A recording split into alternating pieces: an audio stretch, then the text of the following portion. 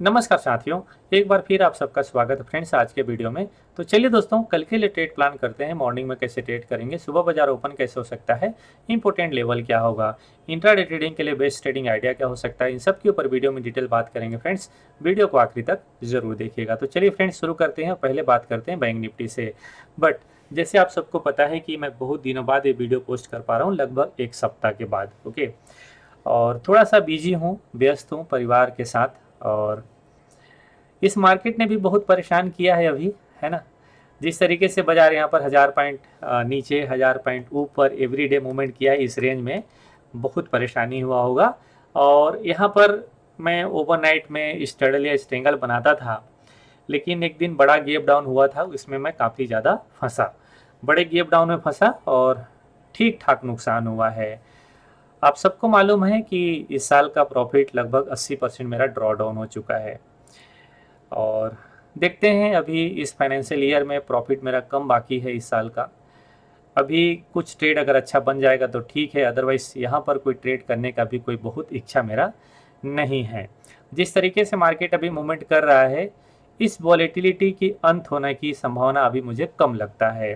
क्योंकि देखिए, जिस समय बाजार बहुत कम रेंज में, छोटे रेंज में ट्रेड करता था, तब आईवी हुआ करता था लगभग 10-11 के आसपास। धीरे धीरे आईवी कंटिन्यू इंक्रीज हो रहा है। और मैं बहुत पहले भी इस पॉइंट का मतलब उल्लेख किया था, इसका जिक्र किया था कि चुनाव ना, लोकसभा इलेक्शन ये 10-11 के विक्स में होगा नहीं, ये विक्स बढ़ेगा। तो आने वाले दिनों में विक्स और भी ऊपर तरफ जाते हुए नजर आएगा। मुझे लगता है जब तक लोकसभा इलेक्शन आएगा, ये विक्स 22-24 की तरफ चला जाएगा। तो जब तक विक्स ऊपर की तरफ मूवमेंट करेगा, ये वॉलेटिलिटी कम नहीं होगा। इस साल अगर ओवरऑल मैं बात करूं तो मार्केट में पैसा बनाना ना इतना आसान नहीं रहेगा, राइट। क्योंकि डायरेक्शनल मार्केट मिलना थोड़ा मुश्किल होगा। हाँ, बॉटम फाइंड आउट कर पाए तो आपके लिए अच्छा ट्रेड होगा। और इंट्राडे ट्रेडिंग में भी बहुत अच्छा ट्रेड मिल सकता है। जिस तरीके से मार्केट 1000 पॉइंट ऊपर 1000 पॉइंट नीचे मूवमेंट कर जाता है, अगर उसमें 200-300 पॉइंट 400 पॉइंट भी हम कैप्चर कर लेते हैं तो हमारे लिए बहुत बढ़िया रहेगा। ठीक है, तो कोशिश करेंगे इंट्राडे में भी ट्रेड करने के लिए। मैं थोड़ा सा अवॉइड किया हुआ हूँ ट्रेडिंग अभी, क्योंकि देखिए लॉस का लिमिट बहुत ज़्यादा हो गया है। और प्रॉफिट जैसे मैंने बताया कि ऑलमोस्ट रिड्यूस हो गया है मेरा। तो मुश्किल घड़ी तो है, बट मार्केट में ही रहना है, ठीक है। इसलिए कुछ अपॉर्चुनिटी अपने को ढूंढ के करना है।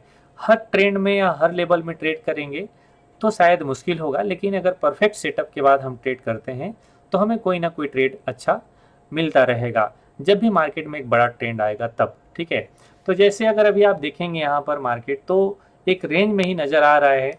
जैसे ये सब रेंज के ऊपर बाजार कंटिन्यू में मूवमेंट करना शुरू करेगा, अगेन हाई के आसपास जाएगा जहाँ पर एक गैप है। ठीक है, इसीलिए मैंने यहाँ पर रेड लाइन में मार्क करके रखा हुआ है, मतलब 48,000 की तरफ। ठीक है, इसी तरीके से अगर निफ्टी देखें तो ये ऑल टाइम हाई के आसपास है। ऑल टाइम हाई मीन्स कि ये 22,124। ठीक है, ये इसका हाई है, 24-26 इसका हाई है, राइट। यहाँ पर बाजार बार बार जाके फंसता है, बार बार मतलब यहाँ पर लगभग 2 बार जाके फंस चुका है। थर्ड टाइम भी फंस सकता है मार्केट। लेकिन अगर इसके ऊपर एक क्लोजिंग देता है डेली चार्ट में, तो फिर बाजार ना कंटिन्यू में मूवमेंट आएगा, मतलब कंटिन्यू में हायर साइड का मूवमेंट कर सकता है मार्केट, क्योंकि वीकली इनसाइड का ब्रेकआउट हो जाएगा। अगर मैं वीकली चार्ट शेयर करूं तो वीकली इनसाइड का ब्रेकआउट, हालांकि देखिए टॉप में जब वीकली इनसाइड बनता है तो थोड़ा सा मेरा बिलीव कम हो जाता है, लेकिन अगर ये बनेगा तो ऊपर की तरफ मूव करेगा। ये बड़ा कैंडल, ठीक है, इनसाइड कैंडल, ये ब्रेकआउट कैंडल हो, माफ करो, इसके बाद ब्रेकआउट कैंडल आएगा। तो 2 वीक से इनसाइड बना हुआ है। अगर ये रेड कैंडल के साथ 22,126 इसका जो हाई है, अगर यहाँ पर रेड कैंडल के साथ क्लोजिंग देता है तो अगेन बाजार इनसाइड जैसा ट्रेंड में आ जाएगा। तो बहुत बड़ा मूवमेंट हम देखेंगे नहीं, लेकिन इस रेंज में अगर कोई 5 मिनट के चार्ट में या 15 मिनट के चार्ट में बेरिश सेटअप दिखेगा, बेरिश कैंडल दिखेगा, तो एक शॉर्ट करने में कोई हर्ज नहीं है, क्योंकि यहाँ से बाजार ना बहुत बढ़िया गिरा है। और इसलिए भी बहुत ही इंपॉर्टेंट हो जाता है, ध्यान रखिएगा। एक तो लॉजिक है, आप लोगों को पहले भी मैंने इसके बारे में बात किया था, ठीक है, कि 22/1/24, ठीक है, आपको पता है ना कि यहाँ पर राम मंदिर का उद्घाटन, जनवरी का महीना और 2024। ठीक है, तो यहाँ से जैसे हाई बनाया था फिर बड़ा गैप डाउन ओपन हुआ था, जैसे टेस्ट किया तुरंत नीचे आया है, यहाँ पर रुका भी नहीं है, एक सिंगल रेड कैंडल में नीचे आया है। डेली चार्ट में एक सिंगल रेड कैंडल में बड़ा गैप डाउन ओपन हुआ है। ठीक है। तो यहाँ पर जाएगा ना तो जरूर एक बार शॉर्ट होने की कोशिश करेगा, नो डाउट कि नीचे से फिर वापस चले जाएगा तो फिर कंटिन्यू में चले जाएगा। इसका मतलब कि अगर 22 26 24 के आसपास से रेजिस्टेंस बनता है, मार्केट गिरता है नीचे और अगेन अगर वापस चला गया तो फिर बाजार नीचे नहीं आएगा, फिर बाजार कंटिन्यू में हायर साइड में मूवमेंट दे सकता है, इसकी संभावना बहुत है, ठीक है। लेकिन अगर रेड कैंडल के साथ क्लोजिंग देता है तो 5 मिनट में रेड कैंडल बनता है, डेली में रेड कैंडल बनता है, हमें सेल की अपॉर्चुनिटी देखना चाहिए, वहां पर ढूंढना चाहिए, ठीक है। तो इसको आप थोड़ा सा ध्यान जरूर रखिएगा। मैं यहाँ पर प्लान करूंगा ट्रेड करने के लिए, मुझे लगता है एक आध ट्रेड मिल जाएगा, 100-200 पॉइंट का अगर फॉल मिल गया तो इनफ प्रॉफिट हो सकता है, ठीक है। चलिए, और बैंक निफ्टी की बात करूं तो डेली चार्ट में देखेंगे ना तो यहाँ पर डब्ल्यू जैसा सेटअप बन रहा है। अगर यहाँ पर 1-2 दिन और टिक जाता है तो समझिए कि ये पॉइंट ना बेस बन जाएगा, ठीक है। ये सब पॉइंट बेस बन जाएगा, 46,000 के ऊपर का भाव बेस बन जाएगा, फिर बाजार धीरे धीरे 48,000 तक जाएगा। मतलब यहाँ से लगभग 1500 पॉइंट का ट्रेंड अपर साइड में देखने को मिल सकता है। बट इसके लिए मतलब ट्रेड करने के लिए यहाँ पर 1-2 दिन रुकना चाहिए मार्केट को, पॉजिटिव कैंडल के साथ, रेड कैंडल के साथ नहीं, पॉजिटिव कैंडल के साथ, तो फिर इसमें हायर साइड का ट्रेड आप देख सकते हैं, ठीक है। चलिए, तो वीकली चार्ट में क्या दिख रहा है? वीकली चार्ट में वॉलेटाइल ही नजर आ रहा है, यहाँ पर ट्रेंड नजर नहीं आता है, राइट। चलिए, तो अब बात करते हैं दोस्तों। देखिए, अगर बैंक निफ्टी ऊपर जाएगा तो बहुत जरूरी है कि एचडीएफसी बैंक चले, ठीक है। ऑलरेडी पीएसयू बैंक बहुत अच्छा मूवमेंट किए हैं, स्पेशली मैं एसबीआई की बात करूं तो बाकी अदर बैंक में भी ठीक ठाक मूवमेंट आया है इस साल, है ना। लेकिन एचडीएफसी बैंक कमजोर रहा है, यहाँ पर रिजल्ट के बाद भी काफ़ी कमजोर रहा है। बट यहाँ पर ना बहुत ही अच्छा डाइवर्जेंस बना हुआ है यहाँ, ठीक है। आरएसआई में बहुत अच्छा डाइवर्जेंस है, प्राइस में डाइवर्जेंस है, तो मे बी ये ऊपर की तरफ मूवमेंट करे। मैंने आप लोगों को इसमें स्विंग का ट्रेड बनाने के लिए बोला भी है, अगर आप लोग बनाए होंगे तो, ठीक है। मैं गाँव गया था तभी बताया था। इसी तरीके से एक स्टॉक्स में आप लोगों के लिए एशियन पेंट का भी निकाल के बताया था, मे बी आपने ट्रेड किया होगा तो। और हिंदुस्तान यूनिलीवर मैंने एक नया स्टॉक निकाला है। तो ये जो हैवीवेट स्टॉक है जिनमें थोड़ा मोमेंट आया नहीं है, पॉजिटिव मोमेंट आया नहीं, मे बी इनमें थोड़ा सा मोमेंटम आने वाले दिनों में हमें देखने को मिल सकता है हैवीवेट स्टॉक्स में, ठीक है। चलिए, तो अब बात करते हैं कल कैसे ट्रेड करेंगे। इंपॉर्टेंट है कि बाजार ओपन कहाँ पे होता है, ठीक है। May be market flat open हो, थोड़ा सा नीचे से ना बाई की अपॉर्चुनिटी देखना चाहिए, और इसलिए देखना चाहिए कि अगर आप डेली चार्ट में देखेंगे ना तो यहाँ पर एक सपोर्ट जैसा ट्रेंड बन रहा है यहाँ पर, ठीक है। यहाँ पर इस दोनों कैंडल की हाई मार्क कर दूँ, देखो यहाँ से, तो एक सपोर्ट जैसा सेटअप यहाँ पर है। तो नीचे से बाई का ट्रेंड बढ़िया हो सकता है। इंट्राडे में ना इधर से बाई नहीं होना चाहिए, क्योंकि यहाँ पर ना पूरा दिन डेली चार्ट में देखें तो बाजार थोड़ा कमजोर रहा है, थोड़ा सा नीचे रह सकता है, ठीक है। थोड़ा सा 5 मिनट और 15 मिनट के टाइम फ्रेम में देखेंगे तो लोअर साइड में जहाँ से ऊपर गया है इसी भाव से ब्रेकआउट आए तो मे बी यहाँ पर इसको सपोर्ट मिले 100 के आसपास। 5 मिनट के टाइम फ्रेम में लोअर साइड में भी थोड़ा सा सपोर्ट नज़र आता है मेरे को, तो मैं इसको ना प्रीफर करूँगा थोड़ा सा नीचे से बाई की अपॉर्चुनिटी मिले तो थोड़ा सा बाई किया जा सकता है। एक पॉइंट और ध्यान रखिएगा, आजकल ऑप्शन सेल करना ना इजी नहीं रहा है, बहुत फास्ट गति से प्रीमियम बढ़ता है। मैं 2-3 दिन में ट्राई किया भी, और 60 का प्रीमियम सेल करो डायरेक्ट 300 चले जाता है। इसका मतलब नहीं कि बाई की अपॉर्चुनिटी अच्छा हो सकता है। देखिए, ऐसा नहीं है कि ऑप्शन बाई में पैसा नहीं मिलता है, लेकिन कब ऑप्शन बाई करें ये बहुत इंपॉर्टेंट है। तो ये जो मार्केट है, अभी का जो मार्केट है, इसमें ऑप्शन बायर के लिए ना बहुत अच्छा मार्केट मुझे लगता है। तो मैं थोड़ा यहाँ पर प्रीफर करूँगा छोटे क्वांटिटी में ट्रेड करने के लिए कि यहाँ से एक बाई का ट्रेड हो सकता है हमारे लिए। तो अगर बैंक निफ्टी 46,100 के आसपास हमको मिलता है ना तो ट्रेड अच्छा करना चाहिए। हो सकता है कि डीप मार्जिन 200 ईएमए है ये 5 मिनट के चार्ट में, ठीक है। अगर यहाँ से कोई रिवर्सल जैसा सेटअप बनता है, या जिसे इस प्राइस एक्शन पैटर्न में बाजार नीचे आके फिर अगर ऐसे रिवर्स करता है तो ऐसे रिकवरी हम लोग ट्रेड प्लान कर सकते हैं। या जैसे 520 ईएमए का मैं क्रॉस ओवर बताया हूँ, मुझे लगता है अगर नीचे से रिकवर करे ना तो एक प्लान यहाँ पर करने में कोई हर्ज नहीं है। अगेन 46,600 की तरफ का हम लोग प्लान कर सकते हैं, क्योंकि रिकवरी अगर लोअर लेवल से देता है तो बहुत फास्ट देता है और बहुत बड़ा रिकवरी आता है। तो इस टाइप का कोई सेटअप मिल जाए ऐसे, ठीक है, डब्ल्यू जैसा, तो प्लान करना बहुत बेटर रहेगा इस टाइप का सेटअप में, ठीक है। तो लोअर बॉटम से थोड़ा बाई का प्लान हमें करना चाहिए। लेवल होगा 46,100 का, ठीक है। दूसरा पॉइंट कि अगर बाजार फ्लैट खुलता है तो क्या करें, मुझे लगता है कोई बहुत बड़ा अपॉर्चुनिटी नहीं है ट्रेड करने के लिए, थोड़ा अवॉइड करना चाहिए। गैप अप खुलेगा तो क्या करें, गैप अप खुलने में भी कोई बहुत बड़ा चांस मुझे नज़र नहीं आता है।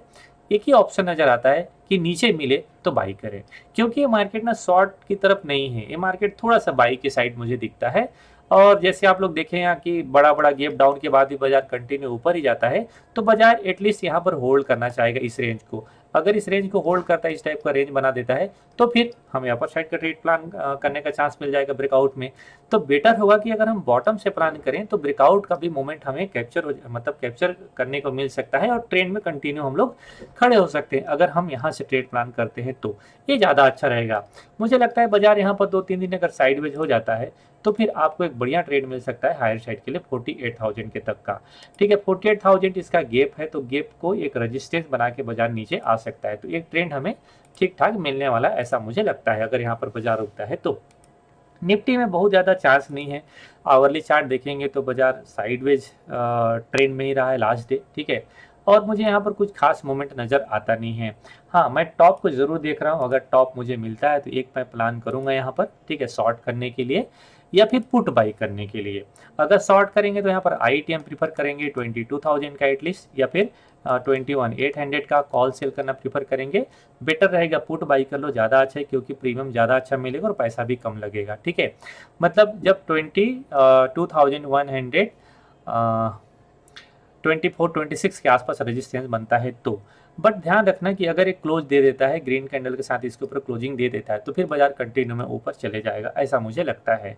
ठीक है, फिर नेक्स्ट डे से हायर साइड का ही प्लान इसमें किया जा सकता है। कल के लिए निफ्टी को थोड़ा सा अवॉइड करना ज़्यादा बेटर रहेगा।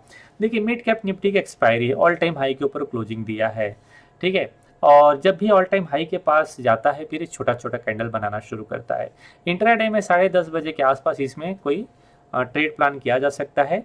मैं आजकल देखता हूँ कि जो मिड कैप निफ्टी ना बहुत बड़ा मूवमेंट देता है, 100-200 पॉइंट का मूवमेंट दे देता है। ठीक है, तो इसका जो ऑप्शन रहता है ना 10 रुपये 12 रुपये के आसपास मिल जाता है। ठीक है, 50 पॉइंट ऊपर 50 पॉइंट नीचे का, इधर बिना बाई का प्लान किया जा सकता है। तो अगर बाजार थोड़ा नीचे रहता है, सपोज करो इस लाइन के आसपास रहता है, तो नीचे से थोड़ा सा बाई का प्लान किया जा सकता है।